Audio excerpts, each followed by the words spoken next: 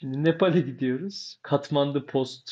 Monarşi destekçisi 10 bin kişi Katmandu'da eski kralın yeniden tahta çıkması için gösteri düzenlemiş. Nepal şu anda Cumhuriyet olarak yönetiliyor.